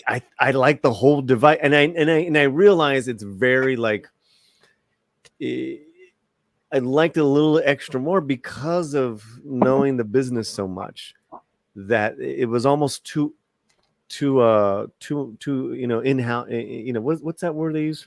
Baseball baseball talk. It was almost too Inside baseball. inside baseball in regards to the movie industry. I like movies like that. I like it when movies take the piss out of the movie industry. So I really like that. I like Patrick Dempsey. Yeah, I enjoyed it way more. Definitely better than four. Four is probably the worst one. So a lot more enjoyable than what I thought. Still 3. I want to clarify something. The Stab movie was still supposed to be What's with the hand, dude? set piece. I use it when I'm on streams and there's like 8 people talking. Oh, that's not right. There we go. So Stab was still supposed to be like the main piece of 3. It was just changed from being filmed actually in Woodsboro to Los Angeles. Like the setting of Los Angeles was new. And thank you. Parker Posey was brilliant as Gale. This is our film. Yeah, absolutely. Yeah. Parker Posey, when she first meets, there's a lot of funny dialogue in this film. When she first meets Gale, she's like, "Oh my God, I've been your character for 2 years. I feel like I'm in your head." And she goes, "That's why I get those fucking headaches." Right. I thought that was great. I love stuff like that. Anyways, sorry, not sorry, Tyra. I said nothing. I see your face. Well, Sydney's mom is a Zora after all. You guys know what a Zora is? No. Look it up. Asking a Kate. I don't know. Look it up. Ask Google. Oh my gosh. Look it up. Ask Google. Google that. Mick Stumpy in Scream 3 is enough to make this film a hard pass. LOL. Anakin, not Vader, had fun with Scream 3, far from perfect, but I didn't hate it. Exactly. It's exactly my experience.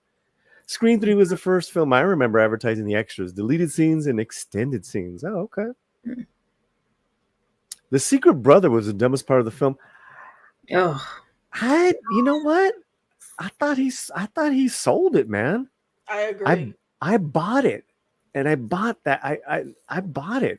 I bought it. And I love that he was a director because there was always someone with the camera since Scream 1. I'm sorry.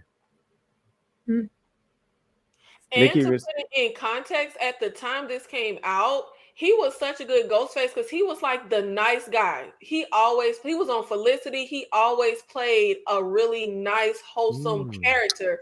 So for him to be Ghostface, I loved it. And I agree with what Paulie said about everything they said with Hollywood and what happened to the mom in Milton's basement with all the producers. And even the girl who got to play Sydney, she's like, "I didn't F that pig Milton for this part for nothing." Dude. Like all of that in here. Yeah. I love Emily Mortimer. And Carrie Fisher made a cameo. Yes, she did. That was fantastic. Yeah. I loved it. I And loved you it. can tell But the Columbine played a part because Sydney gives a speech where she's like, "You know why you killed? Take some responsibility." Like you could tell they tied all of that into the movie. Oh, Nikki, that's a good point. They also wanted to remove themselves a little bit from 1 because of Stu and Bill. speech at the end where they're like blaming TVs and violent movies and stuff. Because that was such a big thing in the news with Columbine at the time. So Because they were that's talking about the Matrix. Yeah. yeah. All right. Well,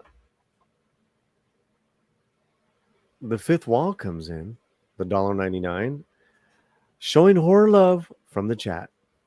Thank you, Kay. Yeah. Thank you so much, fifth wall. Beyonce has her own internet. That's what I hear. We finished the poll, guys, and here are the winners. 75% Scream, the original. 10% Scream 5 with Jenna. 7% Scream 2. 7% Scream 3. Excuse me. Thank you guys for voting. Feels like I was gonna sneeze. Any last words on Scream 3? It doesn't deserve the hate. Scream 4 needs the hate. I hate Scream 4. I mean, yeah, 4 is pretty rough too. It's just that's terrible. That's unwatchable. Oh, I agree. I feel like at least with Scream 3 to me can at least be considered a so bad it's good movie, like a bad movie you can have fun with. Scream 4, I literally can't even stomach a viewing. It's the only Scream movie that I would just completely skip. And I don't really care for 5 or 6, but I will completely just skip 4. I feel 4 would hit better nowadays because of the whole storyline influence of trying to be famous, because that's such a big thing nowadays with influencers and stuff. Maybe they could write it out a little bit better. That storyline. I think it was before its time when it was released. I think you know what? I think that's why I digged 3 a little bit more this time around. Because I like what it was having to say about everything about Hollywood. And I thought it was hilarious. So it deserves a rewatch, Paulie. No, you stay your hating ass away from Scream 3. I mean, can't easy, Nikki. Easy. $50 to cover it. Easy. Listen. I feel like I need to play like something, I don't know. What do I got here, Fletcher? I tried. See what happened? I try to be nice to you. I need a peaceful I love video. You, Fletcher, help me out here. I got Fletcher's useless. But I always thought Scream 4 had a good motive. I just don't like the movie. First of all, Jill as Ghostface is the dumbest thing ever. That little toothpick cannot kill nobody. That was just the most ridiculous thing I ever saw in my life. And I didn't like the core friend group. And everyone who really loved Kirby, what the hell does Kirby do in the whole movie besides can't stop at a stop sign correctly and her Ghostface call? That's all she does the whole movie. I have no idea why people love her so much. That's why I think if they would write it for now, like if they started with 4 now, it would fit better because of the storyline. But I agree, better casting choices. Brian McCann says there's only one Scream 3. Yes, funny enough, a couple of months ago, I saw the Scream parody musical that came into Vegas, and that was fun. It's a musical based off the first one, beat by beat of story, both music. Brian, I got your joke, man. I got your joke. Thanks, brother. Member of the channel. Thank you. Okay, we're wrapping this up. This has been wonderful stuff. Thank you guys for, obviously there's 3 other Scream movies. But what has happened recently, you had the 2 stars of the last 2 Scream movies fired, libeled, and the other one quit. That's my dog. It's all right, baby. Oh, he needs to take a pill. That's why he's coughing like that. And the director walked, but it seems as if they got Kevin Williamson back to write a new Scream, correct? Yep. Which he did the first 2 with Craven. So could be good. What do you guys think the future is? Because Hollywood never surprises us. There'll be more Screams. What's the future of this franchise? I want it to die. Yep. I'll be honest. Yeah. And my thing is, though, I feel like Scream is not the same as other franchises. Of course, we have 50, 100 Fast and the Furious and tons of Nightmare on Elm Street, but this is a franchise that's based in having something to say about horror. They don't have anything else to say at this point. So I feel like we need to give it a break. Let some more horror come out. Let some new trends happen so we have something to say. I will say I don't agree with like the hate that Nev Campbell has gotten. I completely agree with like the hate against Spyglass, but Nev Campbell built this franchise. She was with this franchise from the beginning. I get why she would jump back on, but I think we need to just be done. I really do. I'm so like I can't, especially that mess that was Scream 5. Scream 6. Like, no, we need to let it go. D Movie Man. Yeah, I think. Let me ask you this before. Did you see the last two? Yes. Okay. So with that, the issue with me is that I think along with everything else that's been said about what the original, trilogy, or even just the first film, if you want to say that, what it did, I just feel like even now, what made those films work was at least the realism and the threat of what could be happening to these people, and the very real, very intense threat of Ghostface and what he represented, and just this feeling of him being everywhere and not knowing where he's going to come. And I feel like once we start getting into territory where characters can get knifed up like multiple times and still survive, and still you don't really care about grounding this in something. I understand it's a film, but like the whole point was that this was grounded in some reality. You could just be at home minding your business and something horrible unimaginable could happen like this, and in a small town, or to the point. So I just think the fact that they're now turning this into this big city spanning, gun, it's now Ghostface with the guns, and it's now like all these other things. It's just like it needs to, as was said, like if you can't make it about or get back to the roots of what it was, then just leave it alone and find something else to do, because it just gets more and more diluted and further away from what it represented in the first place. Struggles, you awake? Yes. Just give me a friendly little nudge, my friend. And then I agree with Nikki and Dee. I think the films have said everything they could say. I don't know where they would take it. I know with Scream 6, the opening was really interesting. I really had high hopes that they were doing something completely different, and I was invested from that opening, and then they just kind of threw that away and proceeded to do what they always do, and I'm not interested in seeing it anymore. I don't think there's anywhere else left to take this franchise, and they should just stop. Yeah, that opening to 6 had a lot of promise. He did. I was excited. They stepped on it. As soon as he came in the store with that gun, I was like, what the hell? And Nadia. I pretty much agree with the panel. I would like to see. I was very excited when Christopher Landon was on for 7, because I thought we could potentially go back to the roots of it. But I don't. I say one more and maybe just give Sydney the final out. I don't see this going past 7. I don't think they should. What do you think they could say about what's the final out for like Sydney? I don't know what kind of out, because they've given her multiple outs, and correct. The only reason why she wasn't in 6 was because of contract issues with money. So if Nev's willing to come back, I would say let's just do 7, just balls to the wall, go all out with just, I don't know, just go crazy with it, and then just end it there. No reboots, no recasting of the original cast, none of that. Just let it end with 7, and we're done. All right. Struggles, got a super chat? Yeah, the TV shows. I've heard that. Nah, the worst Scream is the MTV Scream series. I've never watched that. It's bad. Don't waste your time. I've never seen Watch it House of Dragon. Don't watch that. Yeah. I saw it. I had between this and I think they did one for I Think I Know What You Did last summer. I think they both had like series out around the same time. I tried to watch. I was like, oh no, these are terrible, and I didn't even bother to watch this one. I feel like the only one that translated well is Ash versus Evil Dead as a TV show from an IP very well. Even Chucky to me, the first season was okay. I think it's all right. Yeah, the Evil Dead show is good. Yeah, that's a pretty solid one. Dragon movie guy, I'm boycotting New Scream until they bring back Melissa Barrera.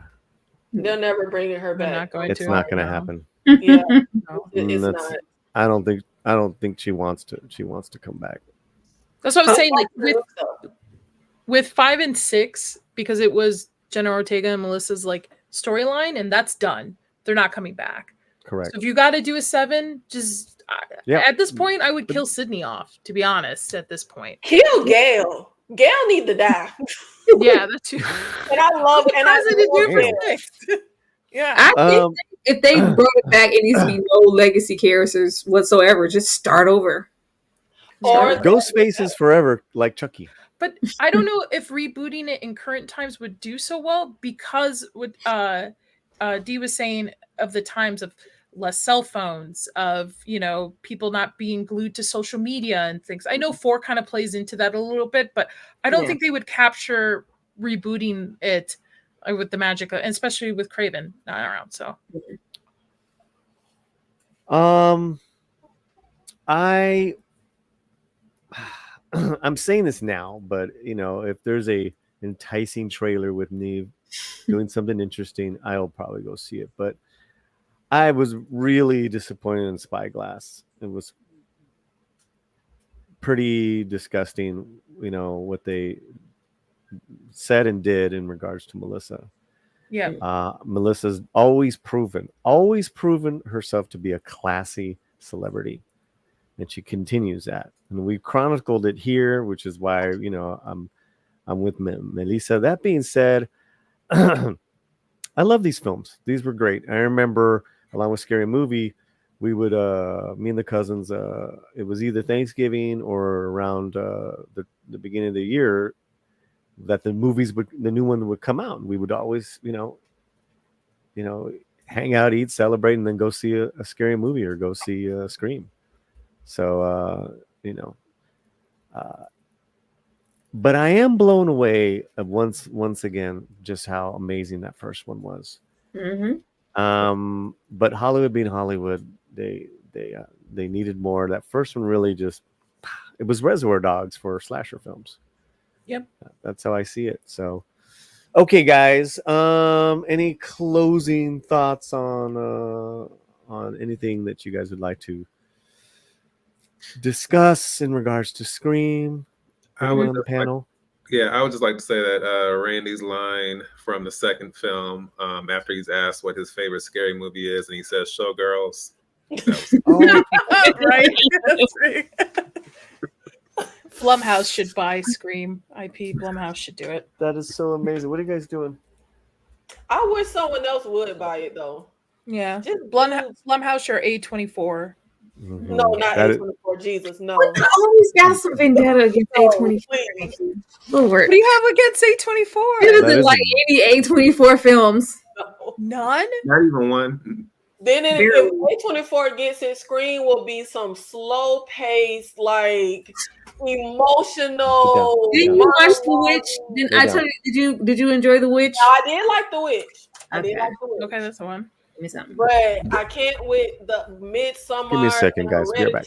And no. I like The Green Knight. That's one of my favorites. Men was a little. That's why I think the franchise should take a break. Like we did toxic fandoms, we did requels, and we already covered everything there is to cover. And it's like Paulie said with the first one, Scream set a trend. Everybody came behind Scream trying to do what they did. No one is coming behind Scream 4 and 5 and 6 and trying to do, like, you have a certain legacy in this space, and I feel like they're ruining their legacy, and it's like they don't even know what their legacy is at this point. I don't know what they're doing.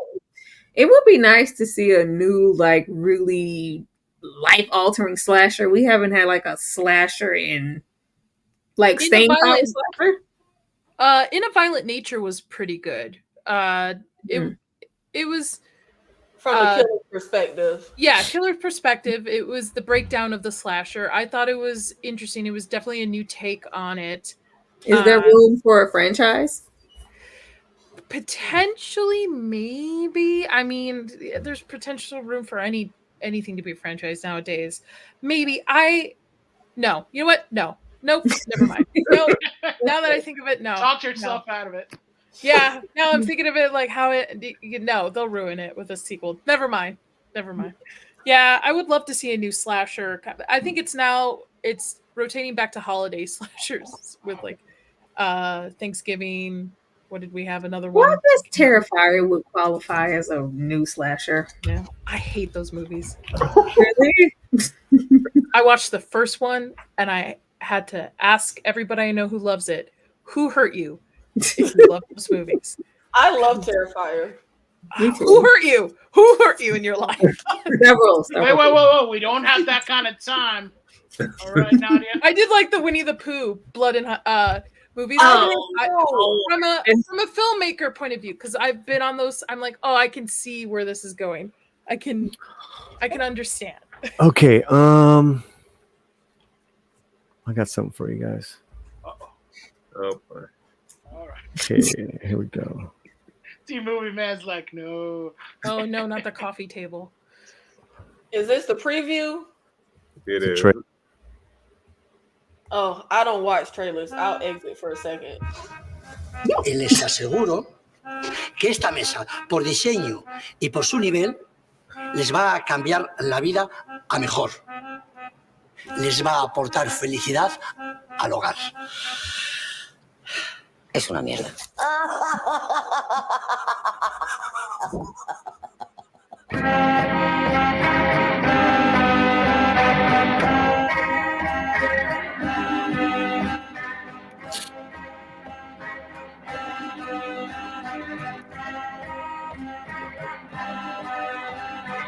A ver, usted nos ve felices gracias a la puta mesita. ¿Usted cree que nos está aportando felicidad?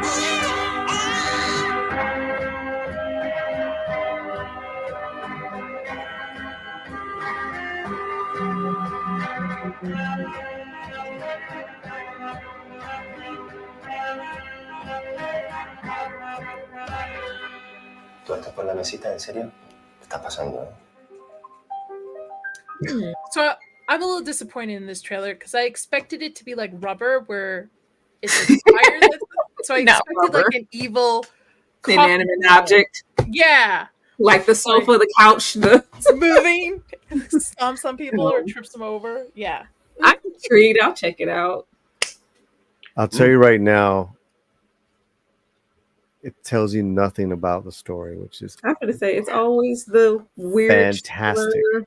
Like, okay, I'll check it. Because I saw the movie first, and I just saw this trailer. Doesn't tell you anything. No. Maybe I'll review it next because I just did the Watchers. I need a break. Yeah, it's pretty disturbing. It's a very simple story. Anyways, cool. All right, this was a lot of fun. I really appreciate you guys and your time. Why don't we go around and let's start with Struggle. She's almost fallen asleep. I knew it was coming. I am not. Hello. Stop, Polly. Oh my gosh. Just like this. You're like this. My chair goes back pretty far. Okay. All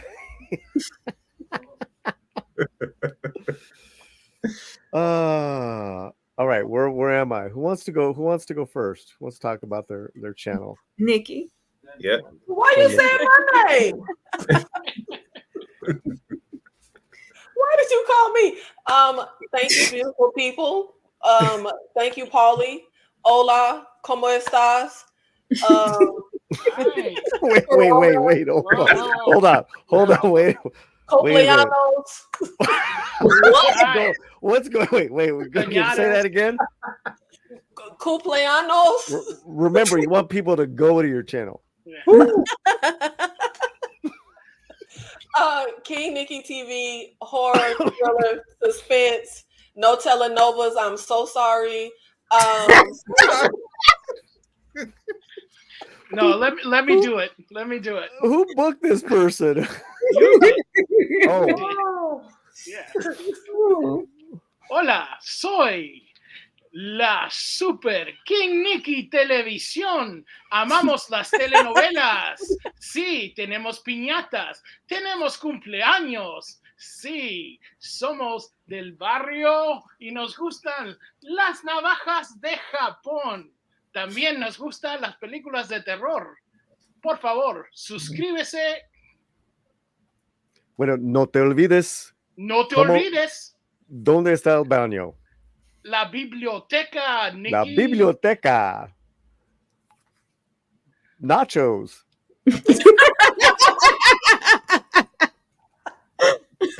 What they said. What they say? We're just talking about you. Oh. All right, go ahead. Tell with your Tolo Novelos. What? That's what you Coming up on that channel, Nikki. Jesus. Yeah, come on over to the channel, guys.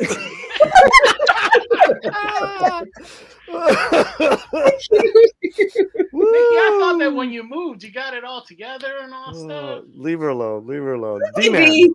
D-man. D-man. No Espanol, please, D. Please. Yes. Hello, everyone. This is the That's a hard act to follow.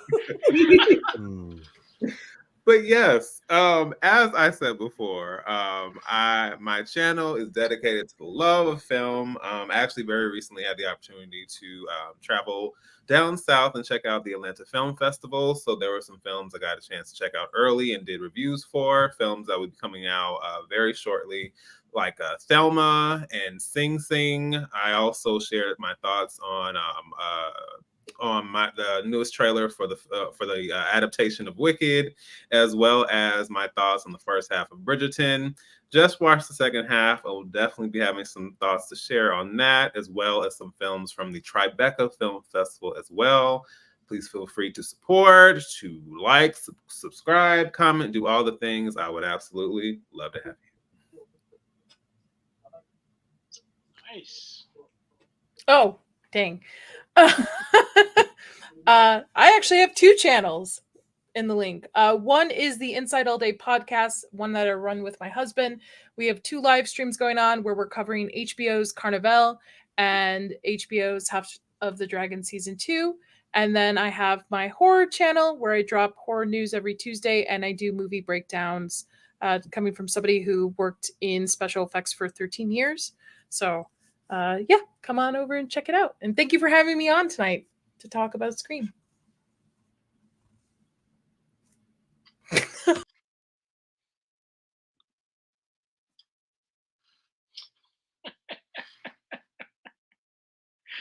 That's messed up. Holly, what do you do? Where is everyone? What are you doing? This is what happened late at night in LA. It's terrible. I know. Oh yeah. Showtime. Showtime time. Go. Yeah. It's Tyra here with Struggle Reviews TV. Polly, would you please? Just be on the lookout for my recent lives. I will be going live next Tuesday to discuss Interview with the Vampire, and I'll also be going live that following Friday to discuss season 4 of The Boys. So be on the lookout for those, please, and thank you. Subscribe to my channel, support me. Yeah, and my chair's really comfortable. It is. Thank you. Thank you, Fifth Wall. You got everyone's streams coming up there. Thank you. Thank you. Thank you. Thank you. There you go. There you go. Let's bring you guys were incredible. A lot of fun tonight. Really appreciate you guys on a Friday night. We will be back. Yeah, let me. Yeah, Polly, I want to come back for Terminator and Nightmare on Elm Street. Well, we will be back as a channel. Monday night, we have Alan Ning from Film Threat. We'll be talking, I'm sure, Acolyte and pop culture news and all that good stuff. Además, What else do we got? What else do we got, Fletcher? Oh, we got a lot of stuff coming up. We got a Monday show that's coming up later at night. But also, don't forget to please go to the latinoslant.com. We have fresh reviews and great interviews and a lot of stuff that's coming on right now. We have over the site actually has been redone, freshen up, and it looks great. All you have to do is sign up. Send us your email. We don't sell it. We don't do anything, but send you awesome new content that's coming up every week in the new entertainment section. We cover music, we cover film, movies, and have a lot of great history stuff on there. So latinoslant.com. Yeah, we're really proud of that channel, the website. It's it's our website now. Rotten Tomatoes film critics on there that we know and trust very well. Rosa Para, Alfredo Galindo from Mexico. He just put up an incredible retro movie review on the 1952 film Los Olvidados. And really, guys, if you're new to the slant and you want to kind of dig into the culture, hit our channel, our website, because our website, we really kind of like will give you those retro Latin American movie reviews, culture items, etc., etc. I want to thank all our panel here. You guys have been beautiful. Everyone in the chat, great laughs, everyone. I really appreciate your time, guys. Thank you. And yes, you'll be invited to which ones you guys want to do next. Absolutely. And I actually do know Spanish. I just wanted to put that out there. Go, Nikki, go. 1, 2, 3, 4, 5, 6, 7, 10. Look, I know. And that has been tonight's episode of Sesame Street. Thank you. Mexican Americans don't like to just get into gang fights. They like flowers and music and white girls named Debbie too. That's really good. It's true. It's true. All of it. Yep. All of it. Okay, guys, we're gonna do a hard out. No closing credits, just a hard out. Guys, everyone wave. Good night. Thank you so much. Hey guys. Bye. Have a great weekend. Happy Father's Day. Muchísimas gracias.